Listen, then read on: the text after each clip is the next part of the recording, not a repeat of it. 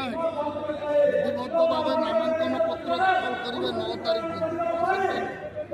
ତା ପୂର୍ବରୁ ଆମ ଲୋକମାନେ ସ୍ୱତଃସ୍ଫୂର୍ତ୍ତ ଭାବରେ ନିରଞ୍ଜନ ପଟ୍ଟନାୟକ ମହୋଦୟଙ୍କୁ ଆଶୀର୍ବାଦ କରିବା ପାଇଁ ଏ ରାଲିର ନାଁ ଦିଆଯାଇଛି ଜନ ଆଶୀର୍ବାଦ ସମାବେଶ। ଆଜି ସମସ୍ତେ ଆଶୀର୍ବାଦ କରିଛନ୍ତି। ଆପଣ ହରିଜନ ପାଖରୁ ଦଳିତ ହରିଜନ ଆଦିବାସୀ ଆପଣଙ୍କର ଶାରୀରିକ ଅକ୍ଷମ ଭିନ୍ନକ୍ଷମ ଆପଣଙ୍କର ସନ୍ଥ ବରିଷ୍ଠ ନାଗରିକ ମହିଳା ସମସ୍ତେ ଆଜି ଆଶୀର୍ବାଦ କରିଛନ୍ତି ଯେ ନିରଞ୍ଜନ ପଟ୍ଟନାୟକ ଆପଣ ଆଗକୁ ଯାଆନ୍ତୁ। ଆମକୁ ଏ ଯେଉଁ ନିର୍ବାଚନରେ ଯେଉଁ ଅଦଳ ବଦଳ ସିଷ୍ଟମ୍ ଚାଲିଛି ଯାହା ଲୋକ କହୁଛନ୍ତି ଯେଉଁ ପଲିସି ଟ୍ରାନ୍ସଫର ପଲିସି ସେ ପଲିସିରେ ଆମେ କେବଳ ମୁକୁଳି ପାରିବୁ ନାହିଁ। ଏ ଅଞ୍ଚଳ କେବେ ବିକାଶ ହୋଇପାରିବ ନାହିଁ।